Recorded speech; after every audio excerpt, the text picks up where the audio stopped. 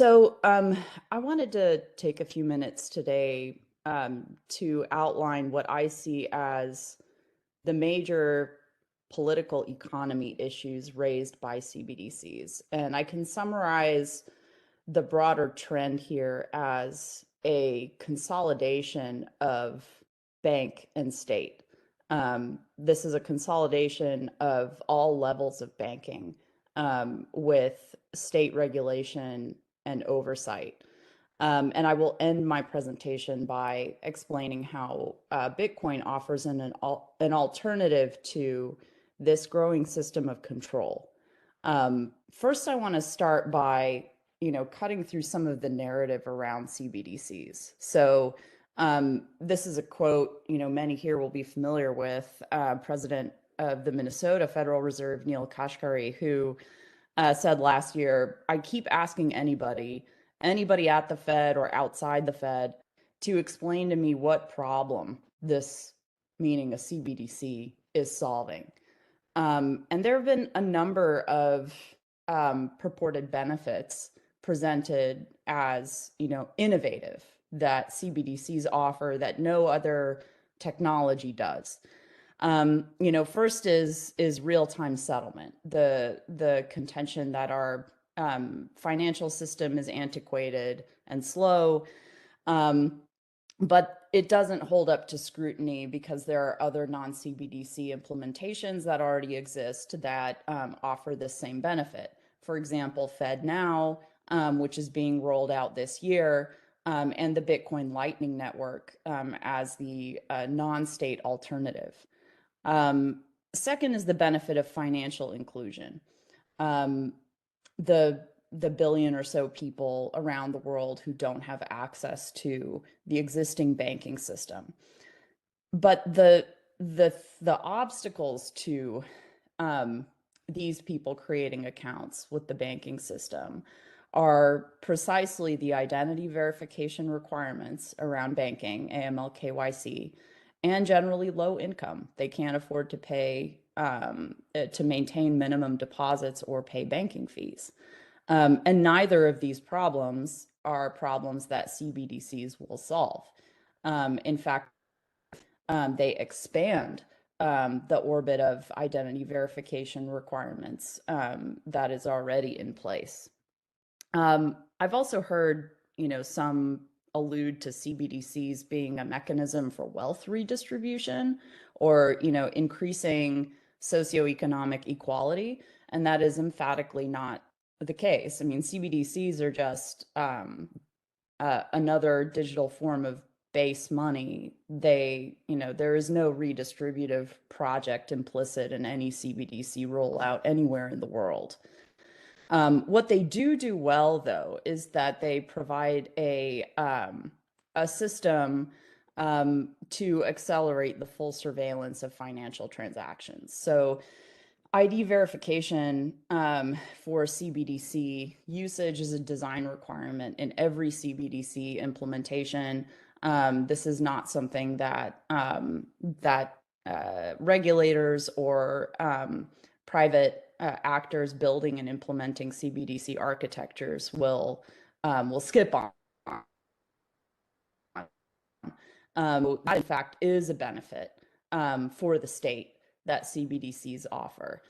The ability to individually target monetary policy is another benefit of CBDCs. So they're fully programmable money, meaning that deposits and spend can be controlled at the individual level and even at the token level. This actually represents a full merger of fiscal policy, monetary policy, and policing. And that's the theme of the conversation coming up here. Another big motivator for states in implementing CBDCs is capturing tax revenue from the quote unquote informal economy. So those who are not included in the banking system transact primarily in physical cash. Many of those transactions are not currently taxed. And so by, in effect, replacing physical cash, which is what CBDCs will eventually do, and requiring that ID verification, states do intend to capture that additional tax revenue.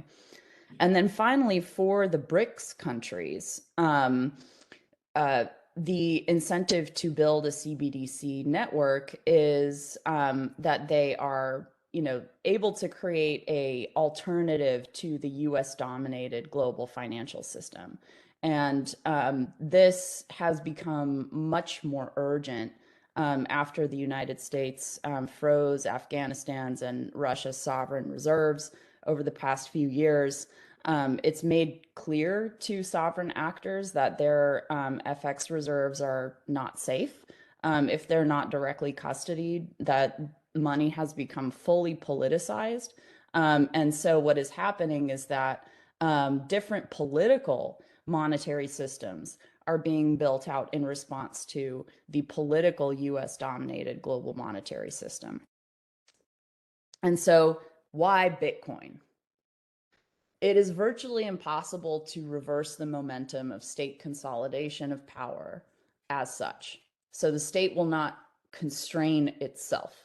The only long-term checks on state power emerge from a civil society whose power is significant enough that the state fears it. This is the thesis of Daron Acemoglu and James Robinson, two historians, one at MIT, one at the University of Chicago. In their book, The Narrow Corridor. They suggest that the only thing that preserves liberty in the long run is something called the Red Queen effect. And that is an analogy taken from Alice in Wonderland, where Alice races the Red Queen. And the Red Queen represents the state, Alice represents society, and this constant race, the maintaining of parity in the capacities between state and society is what ensures liberty. So the universalization of end-to-end encryption and a direct ownership model of censorship-resistant digital assets, in this case, in the case of the bank state, that is what reasserts civil society's power in the face of that growing state consolidation of power. And so I would suggest here that Bitcoin's most important property is precisely its statelessness and its censorship resistance. It mirrors physical cash in that it is a bearer asset that can be exchanged directly without identity verification. It is a guarantor of individual liberties at the protocol level. There is no one party or set of parties that controls the protocol. It's a complex set of game theoretic conditions that ensure that incentives remain appropriately distributed and balanced. Bitcoin, for this reason, enables direct peer-to-peer transacting using quote-unquote self-hosted wallets, basically a digital version of the wallet you carry around in your pocket. And it serves as a monetary DMZ, or demilitarized zone, for states. So it represents a non-political alternative to the US-controlled and the BRICS-controlled financial systems. And central to this liberatory potential of Bitcoin is the fact that it represents a move away from the account model of digital asset custody. So anytime we're talking about a third-party trusted custodian, we're talking about centralized implementation of public key infrastructure in which some custodian holds the private keys that determine ownership of an asset. Bitcoin is an implementation of decentralized PKI, meaning it represents a direct model of digital asset custody. The asset is custodied by the end user who owns their private keys and therefore can operate in a self-sovereign manner. And so this is critical. Bitcoin has no customers. That is why there cannot be AML KYC requirements for the use of Bitcoin. It is a tool. Tools create inclusion as people freely adopt them, not based on top-down coercion. And so ultimately the takeaway here is that liberty is a bottom-up process. And as states move forward with implementing CBDCs, having a liberty-oriented alternative like Bitcoin will be key to ensuring that a space for freedom continues to exist.